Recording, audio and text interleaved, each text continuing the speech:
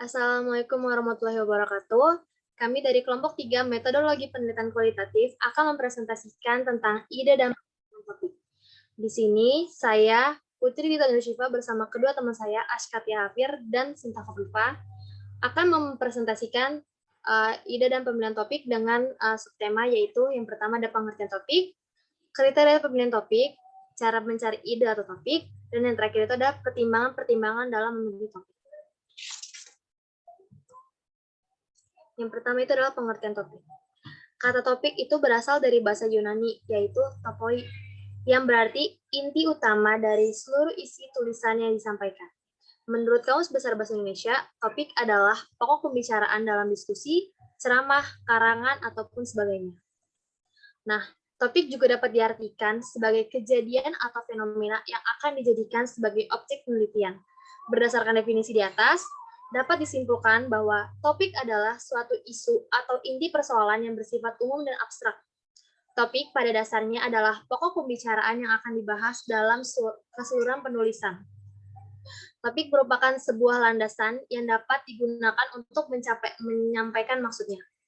Nah, dalam melakukan kegiatan menulis, pemilihan topik ini merupakan hal yang pertama harus dilakukan oleh penulis. Kenapa begini? Karena pemilihan topik ini akan menentukan arah dari kegiatan penulisan sebuah karya tulis. Nah, selanjutnya ada kriteria dalam pemilihan topik. Di sini saya akan menjelaskan 4 kriteria dalam pemilihan topik. Yang pertama itu adalah nilai atau value. Ini berarti topik itu harus bisa memberikan penjelasan dalam suatu arti yang bersifat universal atau umum.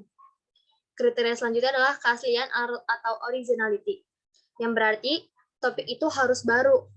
Jika penelitian tersebut sudah dikaji, maka penulis harus memberikan kayak suatu fakta atau interpretasi yang baru. Kriteria selanjutnya itu adalah kepraktisan atau practicality.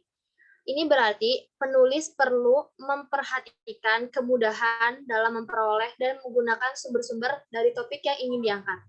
Dan yang terakhir itu ada kesatuan atau unity. Ini berarti setiap pemilihan topik akan memiliki satu kesatuan tema yang akan diarahkan dalam suatu pernyataan atau proporsi yang utuh yang akan menghasilkan kesimpulan-kesimpulan khusus. Lalu selanjutnya ada faktor-faktor yang bisa membuat seseorang itu peka terhadap masalah. Jadi dalam memilih topik ini kita itu perlu mengidentifikasi masalah. Nah, berikut adalah faktor-faktor yang dapat membuat orang peka terhadap masalah. Yang pertama itu adalah spesialisasi. Ini berarti seorang peneliti itu mendalami suatu bidang sehingga menjadi keahlian khusus. Nah, kalau misalkan sudah menjadi keahlian khusus ini kan dia udah ahli di bidang itu kan. Jadi dia itu akan lebih peka terhadap masalah yang dihadapinya. Lalu faktor yang kedua itu adalah program akademis, yaitu apabila seseorang telah menempuh suatu pendidikan tertentu. Nah, biasanya tuh orang-orang itu kalau udah menempuh suatu pendidikan tertentu atau mendalami suatu disiplin ilmu tertentu itu akan lebih peka terhadap masalah. Seperti kita itu kuliah di ilmu perpustakaan. Ketika kita datang ke perpustakaan, kita akan tahu nih kalau misalkan penempatan buku-buku di rak itu tuh ada yang salah atau enggak gitu. Lalu yang ketiga itu adalah bahan bacaan. Kenapa bahan bacaan ini menjadi faktor yang dapat membuat seseorang peka terhadap masalah? Karena semakin kita banyak membaca itu, kita akan mengalami peningkatan pengetahuan dan kemampuan dalam berpikir. Lalu faktor yang lainnya itu adalah analisis terhadap suatu bidang. Nah, ini tuh berarti apabila seseorang berusaha untuk tekun dalam suatu bidang, nah ia tuh akan menjadikan kayak dia tuh banyak pengetahuan tentang bidang tersebut. Dan faktor yang terakhir itu adalah memperhatikan kebutuhan dan praktik kehidupan sehari-hari. Nah, kenapa hal ini bisa menjadi faktor? Ya karena hal ini tentunya dapat membuat seseorang itu tuh bisa melihat berbagai masalah yang dihadapi di dalam bidang tersebut. Materi selanjutnya akan disampaikan oleh teman saya, Katia. Untuk materi ini, saya membahas tentang cara mencari ide, topik, dan sumbernya. Nah, dalam mencari sebuah ide ini, kami sepakat untuk mengambil beberapa cara dalam mencari topik dan ide. Yang pertama itu, gunakan perpustakaan dan internet. Kenapa gunakan perpustakaan dan internet? Karena perpustakaan itu kan tempat untuk mencari segala informasi, baik berupa buku, jurnal, e-jurnal, atau yang lainnya. Nah, kemudian dalam mencari suatu ide, kita dianjurkan untuk menggunakan referensi yang terpercaya. Contohnya kayak skripsi, jurnal, disertasi, buku teks, maupun karya ilmiah yang berbentuk digital. Nah, setelah itu bukan hanya buku aja ya, misalnya kan di perpustakaan kan banyak tuh bukunya, buku kayak gimana sih. Nah, lebih baik buku yang kita pilih itu sangat dianjurkan untuk menggunakan jurnal ilmiah luar negeri. Kenapa jurnal ilmiah luar negeri? Karena rata-rata aspek yang dari luar negeri itu lebih maju daripada yang di Indonesia. Seperti halnya dalam bidang perpustakaan. Banyak jurnal-jurnal ilmiah yang membahas perpustakaan yang di luar negeri karena lebih banyak materinya juga kan di luar negeri daripada di Indonesia. Tapi nggak semua bisa diterapkan di Indonesia sih. Ada hal-hal yang bisa diterapkan di luar negeri tapi nggak bisa diterapkan di Indonesia. Nah, kita juga harus memilih-milih tuh. Nah, itu bisa menjadi ide dalam penelitian kita. Kayak misalnya layanan musik di luar negeri kan sudah ada. Nah, bisa nggak tuh layanan musik di Indonesia diterapin di sini? Nah, itu kan belum diterapkan kan. Nah, itu hal-hal yang seperti itu yang aneh-aneh bisa kita jadikan ide dalam penelitian kita. Nah, dalam penelitian juga kita mengambil jurnal tuh yang terupdate atau karya ilmiahnya yang masih baru gitu. Jangka waktu karya ilmiah itu 3-5 tahun dari tahun ini, dari sebelumnya gitu maksudnya. Nah, internet juga dapat membantu kita dalam mendapatkan perkembangan terbaru. Kayak misalnya kan kalau di internet kan informasinya cepat update juga kan. Beda kayak buku-buku yang di perpustakaan, nggak semuanya nggak ada buku yang misalnya baru dibikin tahun 2021 terus dikeluarin lagi tahun 2021. Kan nggak ada yang kayak gitu ya. Paling ya setahun atau 2 tahun untuk membuat bukunya. Nah, kita juga bisa ngelihat ide-ide atau topik-topik tuh dari internet.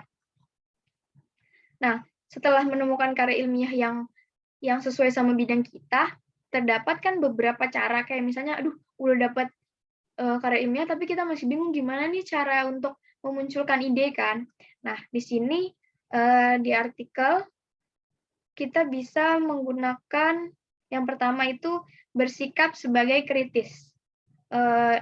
Bersikap sebagai kritis itu maksudnya kita menggunakan kelemahan sebagai sumber inspirasi dalam melakukan penelitian kita.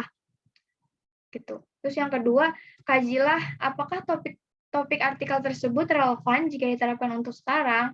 Nah, kita juga harus memilih nih, kalau misalnya kita menemukan sebuah artikel, misalnya di Kalimantan ada artikel membahas tentang penerapan delivery misalnya. Misalkan ya, tapi di sini nggak bisa karena yang pertama karena kurangnya SDM atau apa. Nah, kita juga harus bisa melihat-lihat gitu keadaan lingkungan di sini gitu. Nggak semuanya yang di artikel itu kita bisa terapkan di lingkungan kita untuk sebagai ide. Kemudian yang ketiga menggunakan bagian saran. Nah, bagian saran ini saran yang kan biasanya kalau dalam karya ilmiah itu kan pasti ada saran kan di dalam jurnal atau artikelnya atau skripsi atau disertasinya para peneliti. Nah, ini bisa kita bisa jadi tolak ukur dalam melakukan penelitian lanjutan. Kita bisa lanjut dari saran-saran si peneliti ini. Gitu. Terus selanjutnya, next. Temukan ide dari lapangan. Nah, seperti jika dalam sebuah artikel itu kita kan, jika kita kurang memahami gitu kalau misalnya dari artikel doang ya. Nah, bisa aja kita menemukan ide dari lapangan.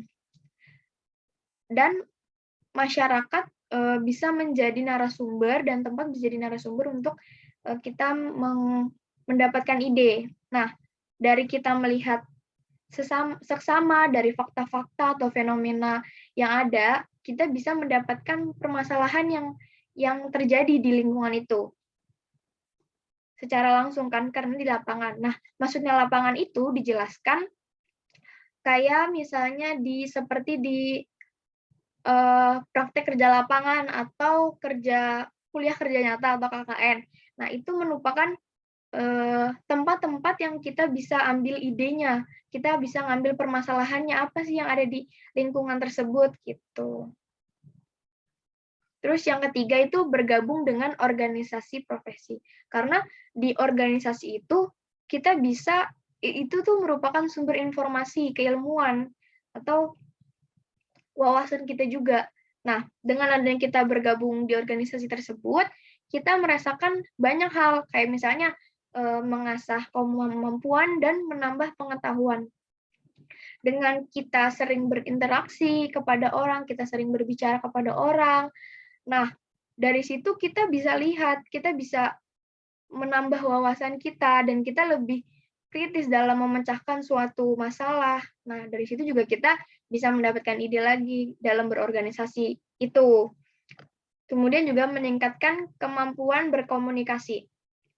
Kenapa meningkatkan kemampuan berkomunikasi ini bisa mendapatkan ide? Karena dari kita mampu berkomunikasi yang tadinya semester awal kita nggak bisa ngapa-ngapain, cuman kayak gugup mau ngasih pendapat tapi takut salah. Nah, dengan kita berorganisasi ini, kita bisa mengasah komunikasi kita, apalagi saat kita peneliti kualitatif, kita kan mengambil kan kalau misalnya metode kualitatif itu kan banyaknya wawancara ya, mengambil sampel di lapangan langsung ya.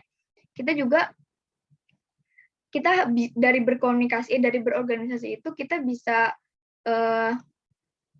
bisa mengambil hatinya si narasumber atau ngambil perhatiannya narasumber dengan cara kita berkomunikasi dengan baik, dengan gimana sih caranya mengambil kepedulian mereka, gimana juga caranya kita mengambil jawaban-jawaban yang mereka katakan dengan benar gitu. Dan dari kita berkomunikasi ini juga narasumber bisa, siapa tahu narasumber bisa lebih peduli kepada kita, dan dengan cara itu kita mudah dalam mendapatkan hasil dari penelitiannya. Apa yang kita mau, apa yang kita tanyakan kepada narasumber itu nyambung gitu dalam berkomunikasi. Jadi penelitian kita lancar gitu, aman. Kemudian memperluas jaringan. Nah, dalam berorganisasi ini juga kenapa memperluas jaringan? Karena dalam berorganisasi ini pasti kita kenal orang baru ya, apalagi misalnya kayak mahasiswa seangkatan atau senior. Nah, atau bisa juga dosen kita kenal dari organisasi ini kan. Nah, dalam kita berorganisasi, kita akan misalnya contohnya kayak dalam organisasi pasti memiliki senior. Nah, kita bisa bertanya-tanya tentang penelitian apa sih yang jarang diambil, atau menanyakan saran tentang topik apa yang layak dilanjutkan untuk kita gitu. Kita tanya sama senior-senior kita yang sudah berpengalaman. Jadi mereka bisa memberikan ide-ide atau memberikan saran untuk kita melanjutkan apa aja sih yang belum gitu. Lagi bisa dengan caranya dosen. Kita bisa nanya-nanya dengan dosen. Kira-kira apa ya penelitian yang relevan di tahun ini gitu. Kemudian keempat, bicaralah kepada orang yang tepat. Nah, ketika mahasiswa ingin menghadap pembimbing, ada baiknya seorang mahasiswa terlebih dahulu berbicara dengan kolega yang dapat diajak diskusi. Mahasiswa senior yang sedang bimbingan, atau mahasiswa senior yang sedang bimbingan atau peneliti. Nah, maksudnya itu kita dari situ sama aja kayak yang organisasi ya, kita bisa mencari atau mengulas semua dari senior, dari bimbingan, saran-saran atau ide-ide apa yang perlu kita kembangkan untuk penelitian kita gitu. Terus mengikuti seminar ilmiah. Nah, mengikuti seminar ilmiah itu, ini juga menurut kami ini sangat itu banget ya, bisa menampilkan atau mendapatkan ide dari seminar ilmiah ini ya. Kayak jadi dalam kita mengikuti suatu seminar yang mengkaji tentang permasalahan-permasalahan pada suatu hal tertentu, kita dapat menemukan ide dari situ.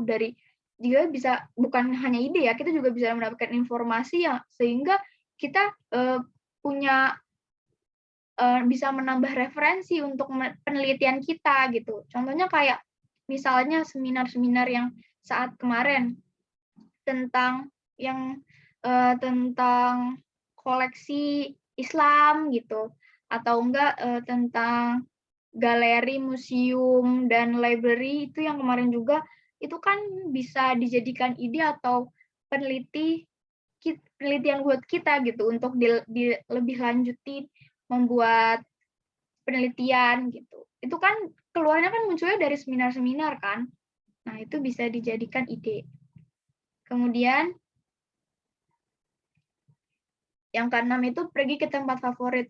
Nah, pergi ke tempat favorit ini sebenarnya opsional ya, maksudnya bukan harus banget kita, oh berarti kalau kita pergi ke tempat favorit bakal dapetin ide nih. Oh, enggak gitu. Maksudnya di sini kita mengambil itu karena ada orang yang ketika kita datang ke tempat yang nyaman, tempat yang tentram atau tempat favorit kita tuh kadang-kadang bisa mendapatkan inspirasi dengan tiba-tiba gitu. Jadi kayak misalnya lagi duduk atau lagi senang, lagi di taman, lagi duduk tiba-tiba, oh iya nih perlu nih kayaknya mengambil penelitian ini buat skripsi gitu. Tiba-tiba datang aja ide-ide atau topik yang kita mau pelajari gitu. Yang ketujuh, topik yang sedang hangat. Nah, topik yang sedang hangat ini biasanya topik-topik yang banyak dibicarakan saat di lingkungan jurusan. Topik pembicaraan pada suatu jurusan yang mana topiknya itu biasanya diusung melalui program semisal diskusi, seminar, atau konferensi. Jadi topik yang banyak banyak yang diomongkan di jurusan itu bisa juga menjadi ide penelitian kita untuk menulis skripsi atau artikel kita gitu. Selanjutnya dipresentasikan oleh Sinta Khofifah. Terima kasih. Nah, selanjutnya yaitu jenis-jenis referensi dari karya ilmiah. Terdapat berbagai jenis karya ilmiah yang dapat dimanfaatkan atau dijadikan acuan referensi dalam melakukan penelitian atau pengkajian selanjutnya dari data, kesimpulan, maupun informasi-informasi lain yang terkandung dalam suatu karya ilmiah tersebut. Nah, ada pun jenis-jenis referensi dari karya ilmiah, yaitu yang pertama, makalah. Makalah adalah karya tulis ilmiah yang paling sederhana yang membahas suatu pokok persoalan atau menyajikan suatu masalah sebagai hasil penelitian di data di lapangan yang bersifat empiris, objektif, atau yang berkenaan dengan tugas-tugas perkuliahan yang diberikan oleh dosen yang harus diselesaikan secara tertulis oleh mahasiswa dan aturannya tidak seketat makalah para ahli. Nah, dari beberapa tugas-tugas makalah yang diberikan dosen kepada kita, jika kita analisis secara mendalam, kita analisis secara kritis, kita bisa menemukan ide-ide topik penelitian dari tugas-tugas makalah tersebut. Selanjutnya, kertas kerja. Kertas kerja adalah karya tulis ilmiah yang bersifat lebih mendalam daripada makalah dengan menyajikan data di lapangan atau kepustakaan yang bersifat empiris dan objektif, yaitu berdasarkan data seadanya tanpa memanipulasi dan berdasarkan fakta yang ada. Kertas kerja ini merupakan salah satu media yang dapat dimanfaatkan oleh seseorang atau sekelompok orang untuk mengidentifikasi, menganalisis, menerapkan, dan mengevaluasi operasional perpustakaan. Nah, jadi dari kertas kerja ini juga kita bisa mengevaluasi, menganalisis jika kita menemukan suatu problem, masalah, atau hal-hal yang menarik untuk dijadikan penelitian. Nah, dari situ kita bisa menemukan ide sebagai topik penelitian kita. Selanjutnya, ada skripsi, tesis, dan disertasi, yaitu karya ilmiah yang ditulis dalam rangka penyelesaian studi pada tingkat strata 1, strata 2, dan strata 3. Dari hasil karya-karya ilmiah tersebut, kita bisa memperluas wawasan kita untuk menemukan ide-ide, seperti kita bisa menggunakan metode berbasis aset, yaitu kita melihat sisi keunggulan atau kelebihan dari suatu perpustakaan yang ingin kita teliti. Misalnya, kita membaca suatu skripsi ya. Di suatu skripsi itu membahas misalnya masalah atau kekurangan dari suatu perpustakaan. Nah, di situ kita lihat nih di perpustakaan yang ingin kita teliti, masalah atau kekurangan yang ada dibahas di skripsi itu tuh nggak terjadi di perpustakaan yang ingin kita teliti. Nah, kita bisa nih membahas kebalikan dari topik yang kita baca di skripsi itu, yaitu membahas terkait keunggulan atau kelebihan dari suatu perpustakaan yang ingin kita tersebut. Kenapa masalah tersebut tidak terjadi di perpustakaan itu? Faktor-faktor apa, faktor-faktor kelebihan apa yang terjadi, yang ada di perpustakaan itu tuh sehingga permasalahan itu tidak terjadi gitu. Jadi menggunakan metode berbasis aset. Nah, atau kita bisa menggunakan metode dengan topik yang sama seperti yang kita baca di karya-karya ilmiah seperti skripsi. Tetapi dengan lokasi yang berbeda. Karena bisa saja suatu masalah dengan topik yang sama, tetapi faktor-faktor penyebab permasalahan tersebut berbeda. Jadi sehingga pembahasan dari penelitian kita itu bisa hasilnya berbeda dengan skripsi-skripsi yang lainnya, walaupun dengan tema yang sama atau topik yang sama. Next.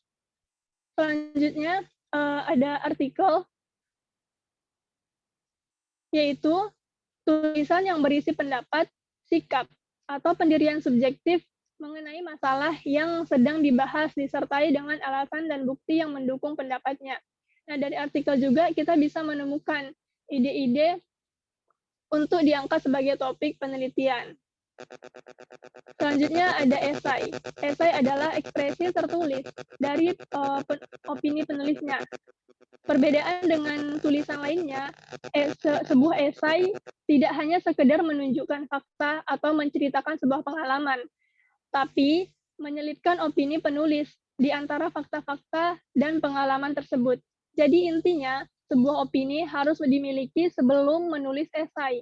Tujuannya untuk mengekspresikan opini tersebut. Dengan kata lain, semuanya akan menunjukkan sebuah opini pribadi dari seorang penulis sebagai analisis terakhir. Nah, dari opini si penulis berdasarkan fakta-fakta dan pengalaman yang dia sampaikan, nah itu kita juga bisa menemukan ide-ide dan dijadikan topik pembahasan dalam penelitian kita. Selanjutnya ada opini. Opini adalah sebuah kepercayaan yang bukan berdasarkan pada keyakinan yang mutlak atau pengetahuan sahih, namun pada sesuatu yang nampaknya benar dan valid, atau yang ada dalam pikiran dan penilaian seseorang.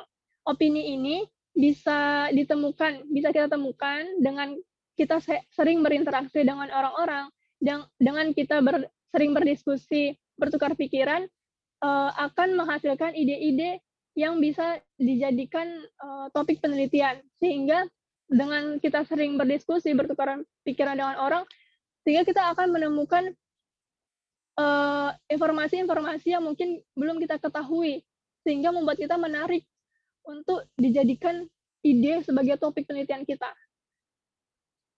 Nah, selanjutnya, next.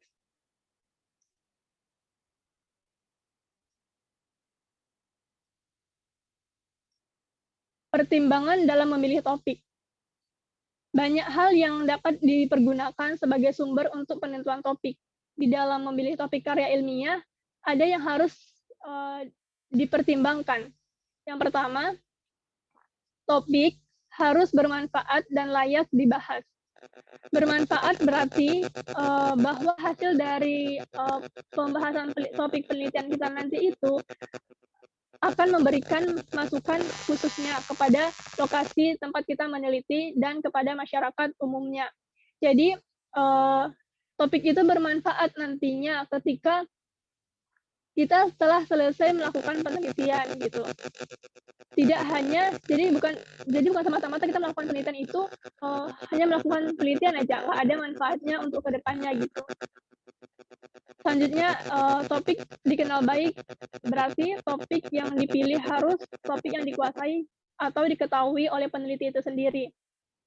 Sekurang-kurangnya peneliti menguasai prinsip-prinsip penulisan karya ilmiah yaitu objektif, prosedur, dan rasional. Intinya, topik yang akan kita angkat yang sudah kita pahami. Jangan malah yang tidak kita pahami, yang kita angkat itu nanti akan menjadi bumerang bagi diri kita sendiri, ya kan? Kita mengangkat topik yang malah yang tidak kita pahami gitu. Itu akan menjadi nilai negatif dalam penelitian kita. Selanjutnya, topik cukup menarik. Nah, terutama bagi peneliti ya. Karena topik yang menarik akan dapat memotivasi penelitinya. Pastinya ya, teman-teman, dengan kita mengangkat topik yang menarik, bagi diri kita pribadi, pasti akan memotivasi diri kita untuk semangat untuk melakukan penelitian tersebut. Dan dengan memiliki motivasi yang kuat, pastinya akan menghasilkan dampak yang positif, yaitu dengan dapat memberikan saran-saran yang positif kepada tempat penelitian kita. Dengan topik yang menarik, kita pula akan menarik, dengan topik yang menarik itu, dapat menarik minat pembaca. Dengan semakin banyaknya peminat, dengan semakin banyaknya orang-orang baca hasil penelitian kita, akan memberikan dampak positif dari saran-saran yang telah kita berikan. Selanjutnya, sumber cukup memadai. Artinya, sumber-sumber bahan penelitian yang diperoleh hasil harus relevan dan memadai. Baik dari perpustakaan pribadi yang dimiliki oleh peneliti tersebut maupun dari perpustakaan yang ada di daerah atau di kota si peneliti, maupun dari skripsi jurnal yang ada di internet. Selanjutnya, tidak terlalu luas dan tidak terlalu sempit. Tidak terlalu luas di sini maksudnya masalah yang kita angkat dalam penelitian kita harus dibatasi ruang lingkupnya, sehingga penelitian kita tidak terlalu melebar kemana-mana. Lebih baik kalau topik yang diajukan lebih spesifik, menarik, dan aktual secara akademik dan secara praktis. Contoh topik yang terlalu luas misalnya membahas tentang perpustakaan. Perpustakaan itu kan pastinya luas ya, ada tentang pengelolaannya, pelayanannya, manajemennya, jenis-jenisnya gitu. Nah, sebaiknya kita harus melakukan pembatasan ruang lingkupnya gitu, rumusan masalahnya kita harus batasin. Kita tuh mau bahas apanya sih di bagian perpustakaan itu gitu. Sebaliknya, bila topik terlalu sempit, maka sifatnya terlalu khusus, tidak dapat digeneralisasi sehingga tidak banyak gunanya bagi pengembang ilmu. Sekian hasil presentasi kami, kurang dan lebihnya kami mohon maaf. Bagi teman-teman yang ingin bertanya, kami persilahkan. Wabillahi taufiq wal hidayah. Assalamualaikum warahmatullahi wabarakatuh.